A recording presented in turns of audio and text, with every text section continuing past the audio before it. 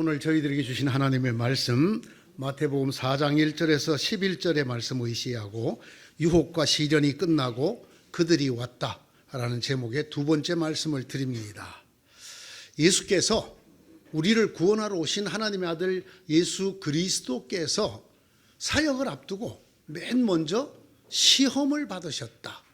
시련 또는 유혹이라고 번역될 수 있는 그 어려움을 겪으셨다라는 이 성경 구절을 읽을 때마다 떠오르는 동양의 고전이 한 편이 있습니다. 그건 바로 맹자가 쓴 글인데요. 맹자가 고자장 하편 제15장에 이런 말을 썼습니다. 하늘이 장차 어떤 사람에게 큰 임무를 맡기려고 할 때에는 반드시 먼저 그 마음과 뜻을 괴롭히고 육체적으로 단련시키고 육신을 굶주리게 하고 궁핍하게 하며 그가 하는 일을 뜻에 어긋나게 만들어서 무서운 역경에 빠뜨린다. 그렇게 함으로써 그가 분발하여 강한 인내심을 가지고 능력을 키워서 큰 임무를 맡게 하도록 하는 것이다. 마치 맹자가 이 예수님의 이야기를 알고나 있는 것처럼 이런 이야기를 써놨습니다. 참 예수님을 생각하면 딱 맞는 말이에요. 그죠? 하늘이 큰 임무를 맡기려고 할 때는 반드시 시련을 먼저 겪게 한다. 그것이 마음의 시련뿐만 아니라 육체의 시련을 겪게 해서 거기에서 강한 인내심이 생기게 하고 더 분발할 수 있도록 해서 그 큰 임무를 수행하게 한다. 그런 이야기를 이 맹자라는 어른이 했어요. 근데 여러분들도 이 말씀을 아멘으로 받으면 안 됩니다. 예수님에게는 해당이 되지만 여러분에게는 해당이 안 돼요. 맹자 같은 분이나 해당이 되는 거지 이게 일반 사람에게는 해당이 안 돼요. 왜? 여러분 이 말씀대로 하려면 여러 가지 어려운 역경과 고난을 받는 사람은 큰 인물이 돼야 되잖아요. 반드시 하늘이 맡긴 큰 임무를 맡아야 되잖아요. 근데 그렇지 않거든요. 이 땅에 시련과 역경과 고난을 겪은 사람이 모두 큰 인물이 되나요? 그렇지는 않아요. 그렇지는 않기 때문에 그런 사람도 있다라는 것이죠. 그런 사람도 있다라는 것이죠. 그래서 저는 예수님께서 사역을 앞두고 큰 시련을 겪으셨다. 큰 유혹과 시험을 당하셨다라고 하는 이 말씀을 저는 이렇게 읽어야 된다고 생각을 합니다. 모든 인간에게 시련이 있다. 그 시련도 한두 가지가 아니고 여러 가지 시련이 있다. 봐라, 하나님의 아들, 인류를 구원하러 오신 예수님도 시련을 겪지 않느냐. 시험을 받았지. 그러므로 여러분 이 세상을 살면서 나는 예수 믿었으니까 만사 형통이고 시련이 없을 것이다. 시험이 없을 것이다. 이렇게 생각하지 말라는 것입니다. 여러분 예수님도 이런 엄청난 시험과 시련을 겪었다면 우리는 더 이상 말할 필요가 없지 않겠습니까? 순수하게 예수님은 자기 스스로 마음에서 일어나는 어떤 잘못된 생각 때문에 유혹이나 시련을 겪으신 게 아니지만 우리는 수도 없는 순간에 마음속에 잘못된 생각들, 정말 시험당하고 유혹받기 딱 좋은 생각들에 휩싸여 사는데 어떻게 우리에게 시련과 시험이 없겠느냐라는 것입니다.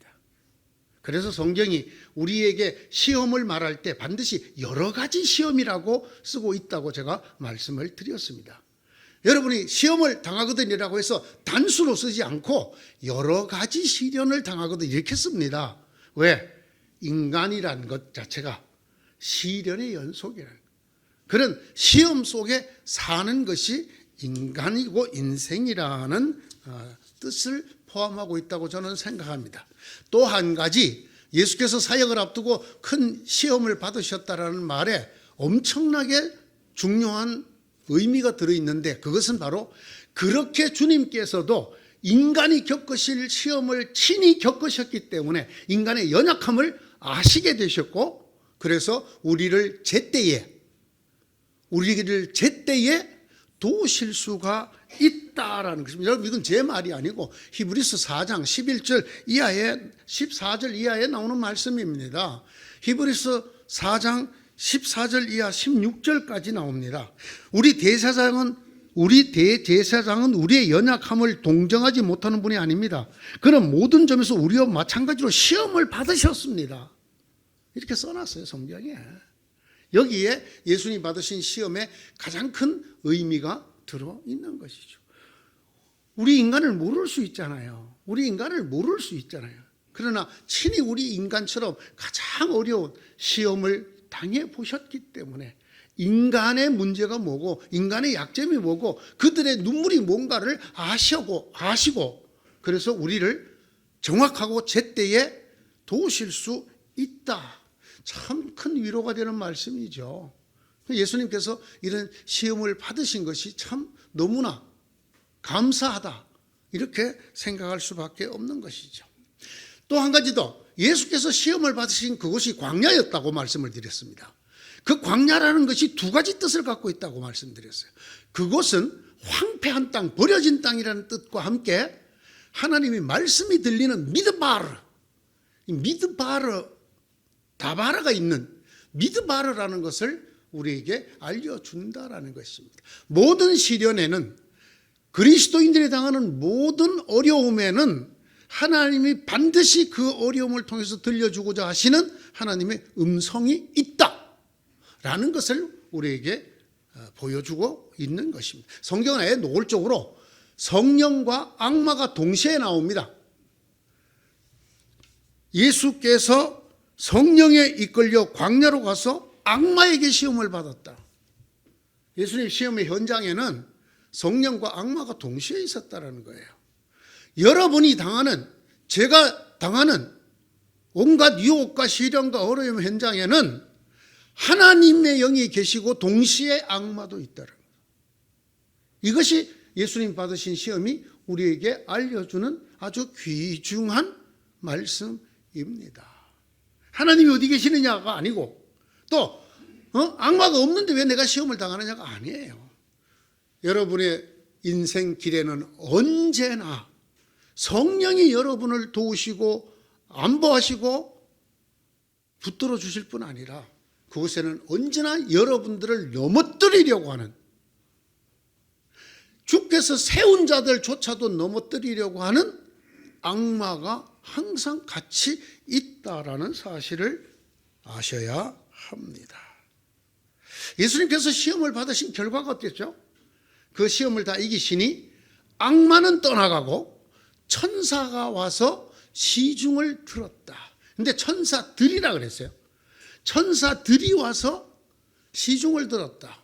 이 시중을 들었다는 말이 주인이 식사를 할 때 종들이 옆에서 식사 시중을 드는 그런 것을 의미하는 것이죠. 예전에는 우리나라에도 식모라는 그런 일을 하는 분이 계셨죠. 이렇게 식사를 시중 드는 일을 누가 와서 했다? 천사들이.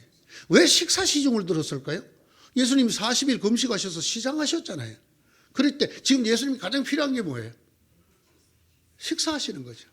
그래서 천사들이 와서 그 시중을 들었다.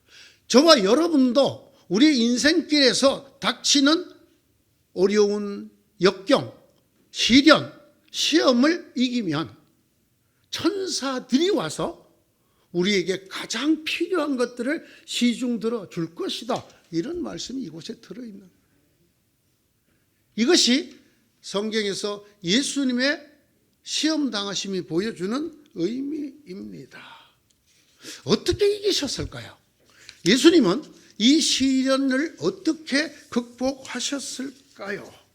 예수께서 당신에게 닥치신 여러 가지 시험이에요. 이 기록에 3가지가 적어도 나옵니다. 두 가지는 말이죠, 조건절이 붙어 있어요. 네가 만약 하나님의 아들이거든이라는 유혹하는 말에 가장 정말 무서운 말은 네가 신앙인이거든 이라는 뜻이에요. 네가 하나님의 딸이거든, 네가 만약 예수 잘 믿는다면 하고 우리를 넘어뜨리는 거예요. 예수님이 이 2번에 걸친 네가 만일 하나님의 아들이거든이라는 말을 이기셨어요. 어떻게 이기셨죠? 말씀으로 이겼습니다. 말씀으로 이겼습니다. 또 한 번의 시련의 조건절은 네가 엎드려 나에게 절하면이라는 조건절이에요. 그러면 온 천하를 너에게 주겠다. 여러분, 이게 굉장히 무서운 말이거든요. 내게 엎드려 절하면, 누가 지금 하는 말입니까? 악마가 하는 말이잖아요. 그러면서 하는 말이 이 온 천하를 너에게 주겠다라는 거예요. 천하를 얻는 방법은 악마에게 영혼을 파는 것입니다. 어디 나오는 이야기입니까? 괴테의 파우스트에 나오는 이야기죠. 실제로 이 세상의 모든 것을 쥐고 있는 것은 공중의 권세 잡은 자일지도 모릅니다. 지금 우리나라에서 대통령이 되겠다는 사람이 여럿 있습니다. 우리나라 최고의 권력을 쥐겠다. 쉽게 말하면 온 세상을 가지겠다. 누구한테 영혼을 팔아야 되느냐? 악마에게 영혼을 팔아야 돼. 악마에게 절을 하면 수단 방법을 가리지 않고 무슨 짓이든지 하면, 악마가 시키는 대로 하면 주겠다. 이렇게 악마가 속삭이는 거예요. 실제로 여러분, 이 세상의 모든 것은 누구 것입니까? 이건 하나님의 것이에요. 악마가 줄 수 있는 게 아니에요. 그러나 그렇게 속삭인단 말이에요.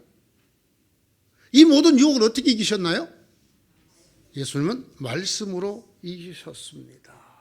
하나님의 말씀으로. 이 말씀에 예수께서 그 악마의 엄청난 유혹을 말씀으로 이겼다는 말에 우리가 잊지 말고 반드시 기억해야 될 중요한 뜻이 들어있습니다.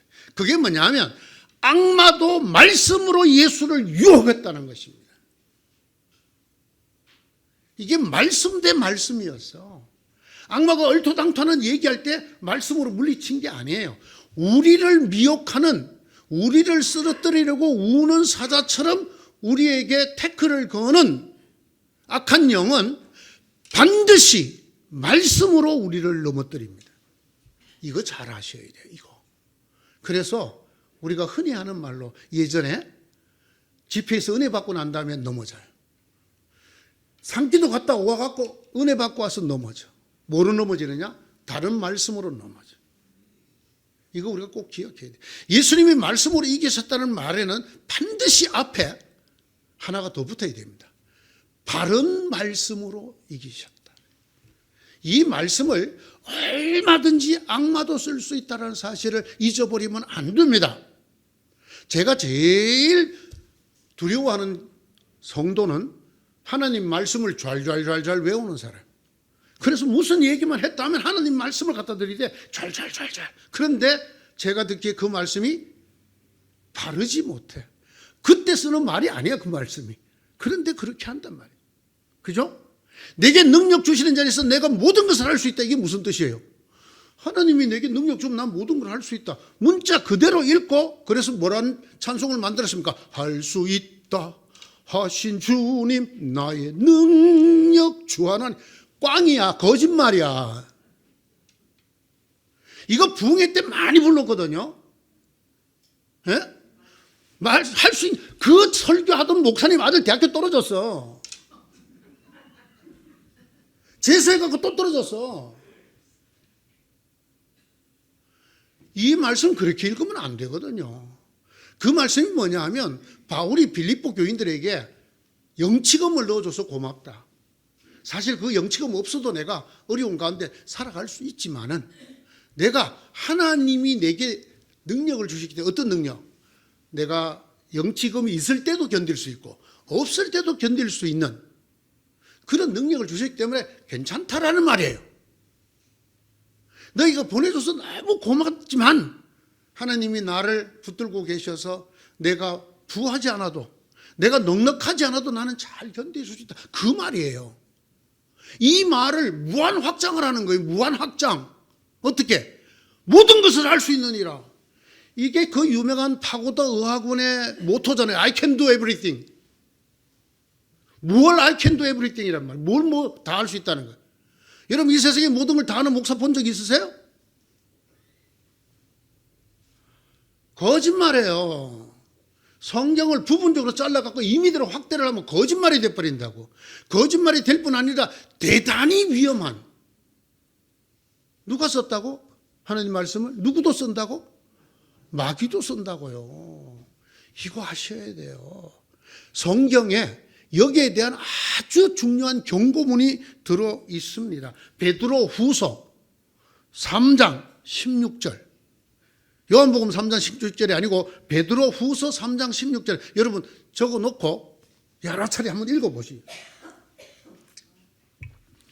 바울은 여러 편지에서 이런 것들을 두고 말하고 있는데 그 가운데는 알기 어려운 것이 들어 있어서 무식하거나 믿음이 굳세지 못한 사람은 다른 성경을 잘못 해석하듯이 그것을 잘못 해석해서 마침내 스스로 파멸에 이르고 말 것입니다.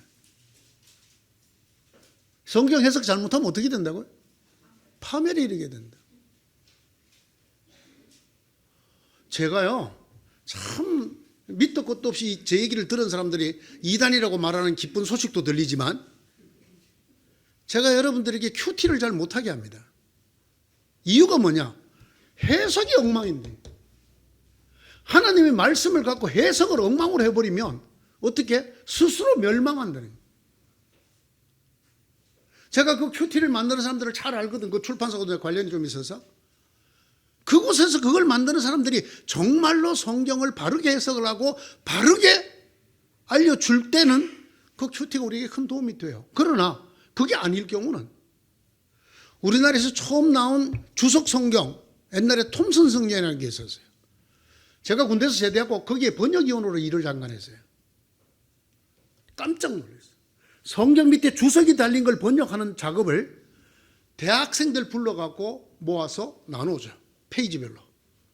그래갖고 그걸 다 번역해갖고 오면 그걸 한 사람이 이렇게 한 사람이 번역한 말투로 다 받고 그래갖고 그냥 실어. 신학을 전공도 안 한 사람들이. 예? 아르바이트를 하는 거예요. 그걸 밑에 달아놓으면 우리는 그게 성경 밑에 달려 있으니까 읽은 사람들마다 그것에 깊은 무게를 둬요, 안 둬요? 투죠. 그래서 제가 주석 성경 못 보게 하는 거예요. 정말로 그것을 신학을 하시고 말씀을 깊이 연구하시는 이런 분들에 의해서 제대로 주석이 쓰여지면 이걸 못 보게 할 이유가 없잖아요. 권해야 되잖아요. 현실이 그렇지 않아요. 그렇기 때문에 아주 수많은 가르침들이 이 땅에 있단 말이에요.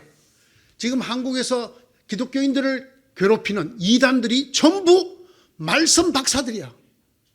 아주 엄청난 사람들이야. 말씀을 갖다 대는데 말도 못해요. 심지어는 여러분 여호와의 증인이라든가 이런 사람들도 성경 잘 외워요. 와갖고 그러니까 심지어는 목사님들도 그 사람들하고 얘기하다가 딸리니까 그냥 신경 들고 쫓아내버려. 네.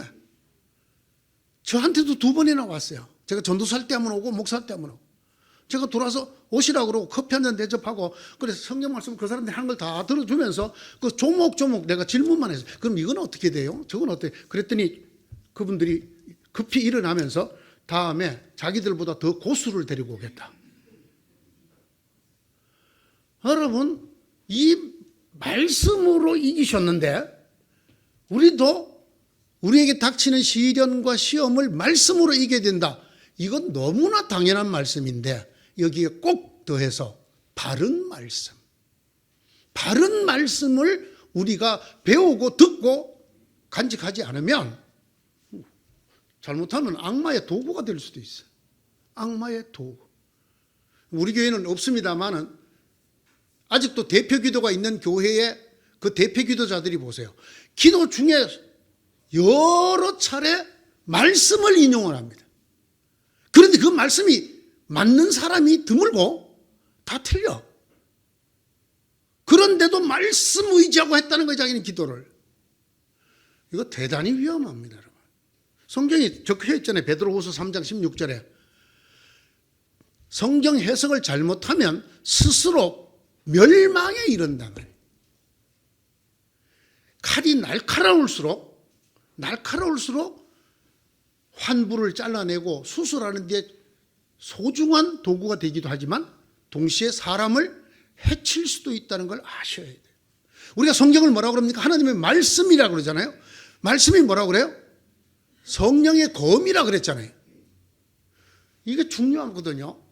전신갑주, 우리가 말세에 악마의 괴교를 이길 전신 무장을 해야 되는데 그 무장에 다 보면 방어용 무기야. 방어용 도구란 말이에요. 딱 하나 공격용이 하나 있어요. 그게 말씀이라. 말씀 곧 성령이 검. 공격을 안 하고 수비만 계속 올려갖고는 제일 잘 되는 게 비기는 거죠. 무승부죠. 그러나 적을 물리치려면 공격을 해야 되죠. 성경이 우리에게 영적인 공격 무기가 뭐라고 얘기하느냐? 말씀이라고 말이에요. 양날에 날선 검이라. 이 검을 여러분 반드시 가져야 돼요. 하나님 말씀을. 그러나 바로 가지셔야 돼요. 예수님께서 말씀으로 이기셨다. 자, 예수님의 이 당하신 시험을 보면 제가 앞서도 말씀드린 것처럼 예수님께서 인류를 구원하러 오신 하나님의 아들로서의 사역을 시작하기 전에, 그 인류 구원의 일을 시작하시기 전에 시험을 받았다고 성경 세 곳이 다 그렇게 기록을 하고 있습니다. 이것이 의미하는 바가 뭘까요? 예수님에게는 사역에 앞서 먼저 시련이 있었다. 이것이 의미하는 바가 무엇일까라는 것입니다. 여러분이 믿음의 길로 들어서려고 했을 때, 하나님의 아들, 딸답게 살려고 할 때 반드시 여러분이 그 문을 들어서기도 전에, 아니 문을 열고 들어서면 제일 먼저 맞아주는 것이 시련이라는 거예요. 시험이라는 거예요.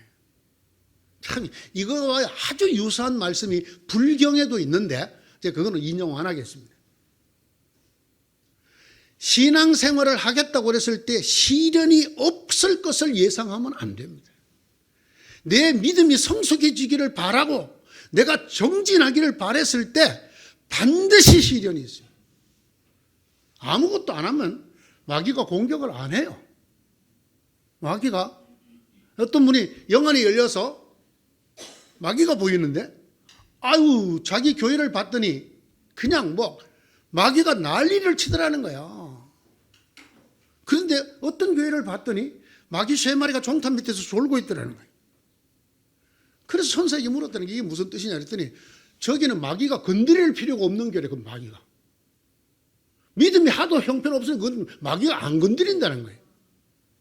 그러나 이쪽은 믿음으로 뜨겁게 열심히 하고 있으니까 마귀들이 쓰러뜨리려고 막 난리를 친다는 거예요. 우리에게 시련이 없다. 그것은 다른 말로 하면 마귀가 손댈 가치가 없다. 손대가 이미 거의 죽어 있는 걸 뭐하러 건드리겠어요? 예? 주님이 일을 하려고 덤비면 시련, 역경이 반드시 따라오고. 이걸 우리에게 알려주는 게 예수님의 말씀입니다. 하나님의 은혜를 산절히 사모하면 여러분, 그 은혜보다 먼저 은혜의 얼굴을 한 악마가 시련을 먼저 던져줘요.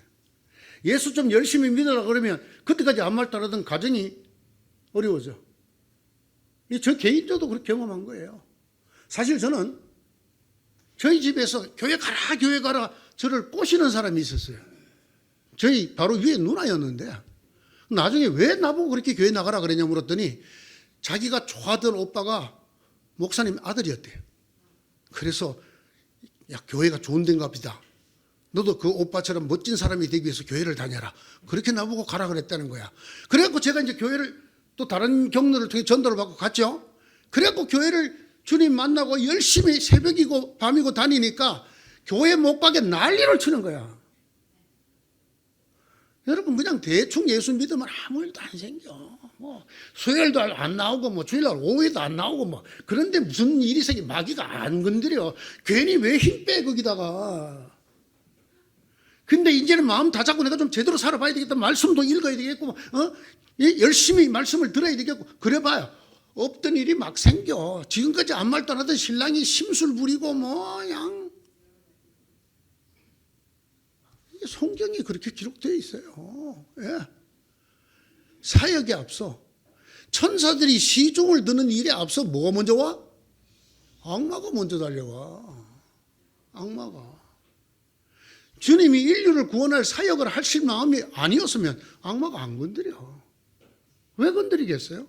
이걸 우리가 기억을 해야 한단 말입니다. 구약 성경을 읽어보면 이스라엘이 출애굽하는 그 장면을 시험이 제일 먼저 나옵니다. 주 당신들의 하나님이 이집트에서 당신들이 보는 앞에서 하신 것처럼 온갖 시험과 표징과 기사와 전쟁과 강한 손과 펴신 팔과 큰 두려움으로 한 민족을 이끌어내신 분이 어디 있습니까? 하나님이 이스라엘을 이집트에서 어떻게 이끌어냈다고 그러냐면 이적과 기사와 그죠? 전쟁과, 그런데 그거 제일 앞에 뭐를 넣었냐면 큰 시험과, 큰 시험을 먼저 넣었어요. 어디 있느냐고요? 신명기 4장 34절 35절에 있죠. 똑같은 신명기 7장 19절에 이렇게 기록되어 있습니다. 주 당신들의 하나님은 당신들의 눈으로 본 대로 큰 시험과, 여기도 시험이 제일 먼저 나와, 표징과 기적을 일으키시며 강한 손과 편팔로 당신들을 이끌어내셨습니다.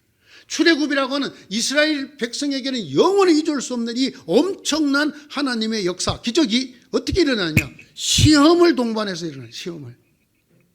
시험.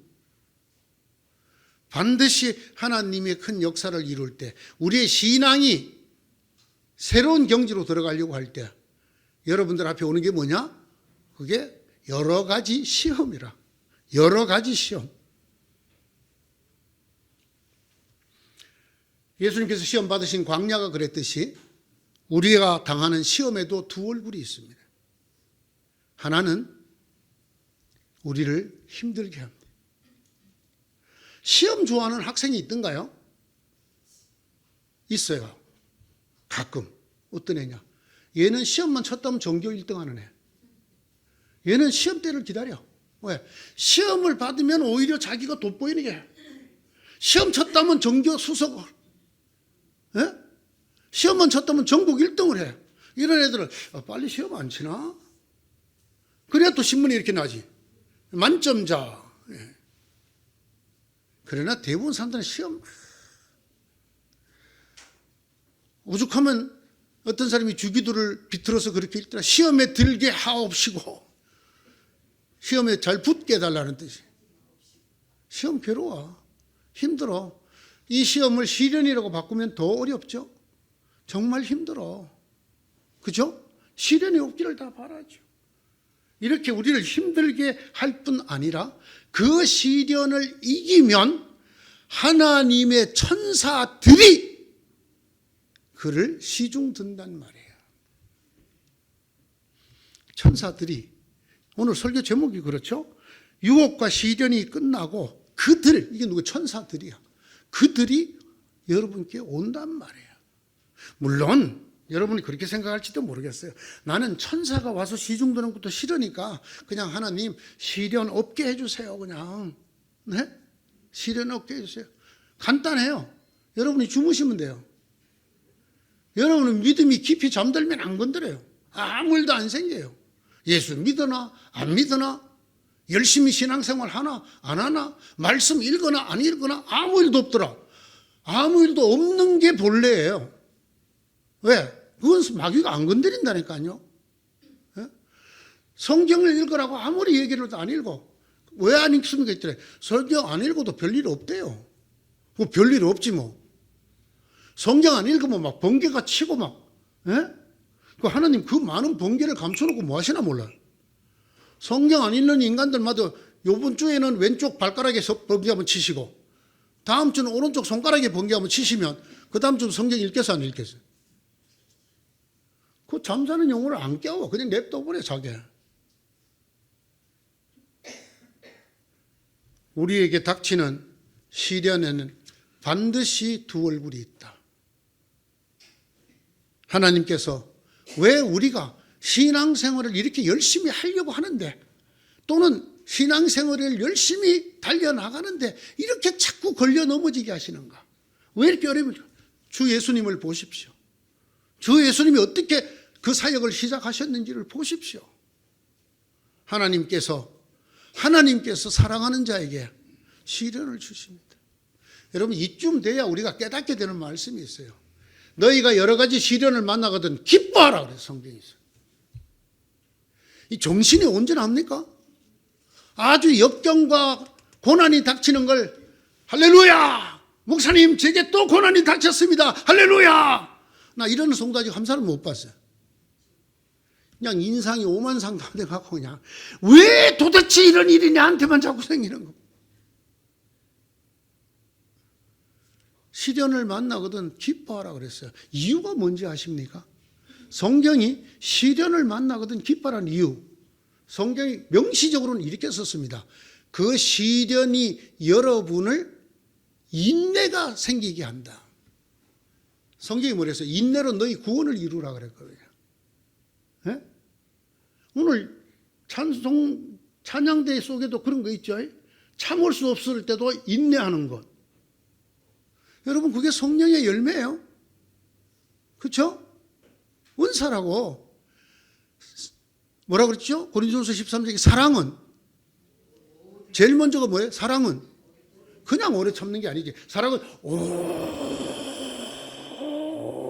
오래 참는. 그게 인내잖아요. 아유, 목사님, 나는 성질이 급해서 그게 안 돼. 성질이 급한 거하고 성령의 은사하고 무슨 상관이 있어요? 뭐 불같은 성격이라서 나는 아직 사랑이 안 익어서 그렇지. 사랑은 오래 참아. 참을 수 없을 때도 참는 거예요. 그게 사랑이에요. 하나님의 성령이 사람이다. 어떻게 알 수 있어요? 그거 성질 급한 사람 하나님께서 치료한 법을 잘 아셔. 역경을 주셔. 고난을 주셔. 시험에 들게 하셔. 그러면 안 견딜 수가 없잖아요. 안 견딜 수가. 여인들이 남정대들보다 오래 사는 이유가 있어. 왜? 애를 낳았기 때문에 그래요. 제 생각입니다. 이거는 제 해석이야. 이유가 뭐냐? 애 낳을 때 죽을 것 같잖아요. 골반 직경이 12cm 이상이 벌어져야 애가 나와. 여러분, 손가락을 12cm가 잡아당기면 어떻게 될 것 같아요?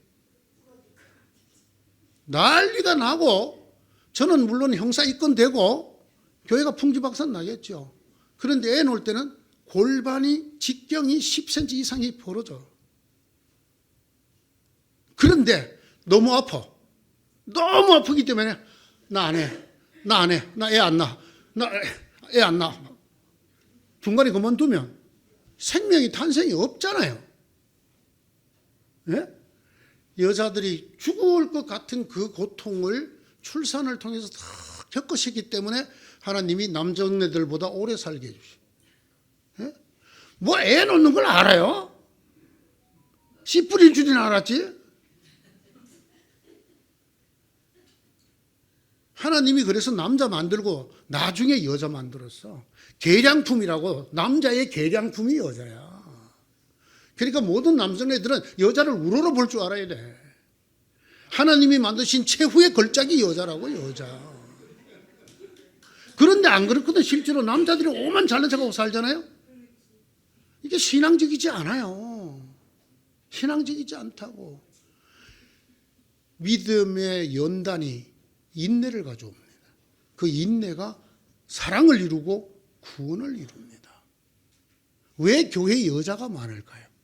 왜 많을까요? 이 사랑의 본질에 여자가 더 가까워. 그 말은 인내가 여자들에게 더 가까워. 시련과 역경을 여자들이 더 잘 견뎌. 우리가 볼 때는 남자가 훨씬 강하고 세지만 그렇지 않아. 여러분, 입 안을 보세요. 혀가 더 세요? 이빨이 더 세요? 이가 월등히 세지. 지난날도 이가 내 혀를 깨물어 갖고 아파 죽겠구만. 그러나 혀가 이빨을 깨무나요? 뭐 안 깨물잖아요. 근데 여러분, 이빨 빠진 사람은 있지만 혀 빠진 사람이 있습니까? 죽을 때까지 혀는 안 빠져. 맨날 이한테 씹히고 상처나도 혀는 살아있어. 그것까지. 그 잘난 척하던 이빨은 싹 다 빠지기도 하고 말이죠. 예? 부러지기도 하고. 혀 부러진 사람 봤어요? 혀는 안 부러져. 이는 댕큼 부러져. 이 원리를 알아야 됩니다. 이 원리를. 하나님 왜 우리에게 믿음에 들어가려고 할 때마다 시련과 역경을 주는가? 그래야만 이룰 수 있는 인내가 있단 말이죠.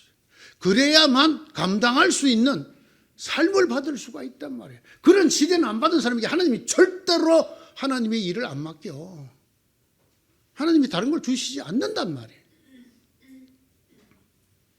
자, 뿐만 아니라 그 시련과 역경을 이기면 천사들이 와서 시중을 들어. 내 힘으로 살아온 것 같지만 하나님이 보내신 성령이 우리를 여기 있게 한 거야. 그죠? 여기까지 도우셨도다. 그게 어떻게 이루어지느냐? 시련과 역경을 건너서잖아요. 요단강을 건넌 다음에 여기까지 도우셨다잖아요.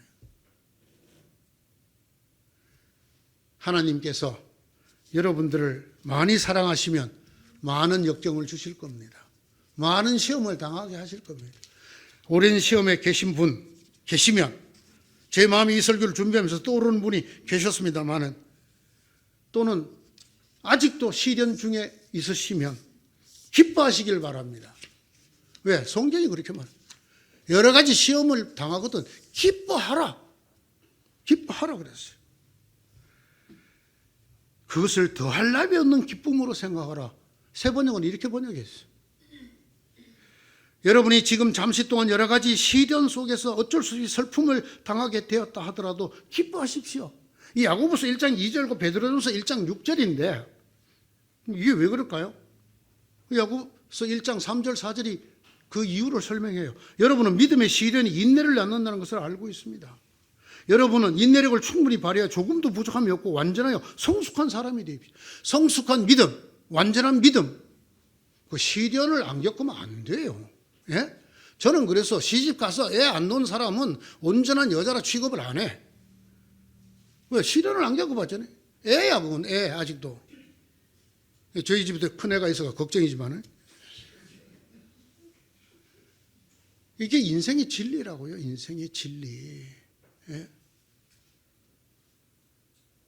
이 시련이 여러분을 성숙한 믿음의 사람, 온전한 믿음의 사람을 되게 해 주실 것입니다.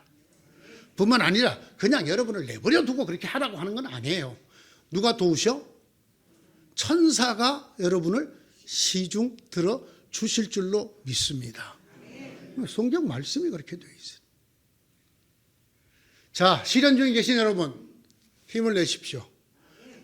정말 좋은 것은 그걸 기뻐할 수 있는 경지가 되면 바로 해결이 됩니다. 하나님께서 새로운 경지를 열어주십니다. 나의 형제자매 여러분, 여러 가지 시험에 빠질 때에 그것을 더할 나위 없는 기쁨으로 생각하십시오. 예수님을 보시고 기도합시다.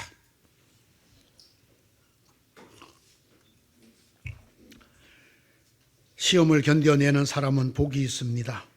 그 사람은 그의 참됨이 입증되어서 생명의 면류관을 받을 것이기 때문입니다. 그것은 하나님의 사랑하는 사람들에게 약속된 것입니다. 주님, 이 말씀과 예수님의 본을 따라서 저희들에게 닥친 시험을 기쁨으로 이겨낼 수 있도록 바른 말씀을 저희 가운데 충만케 하시고 그것을 견딜 수 있는 은혜를 넣어 주시옵소서. 예수님 이름으로 기도드리옵나이다. 아멘.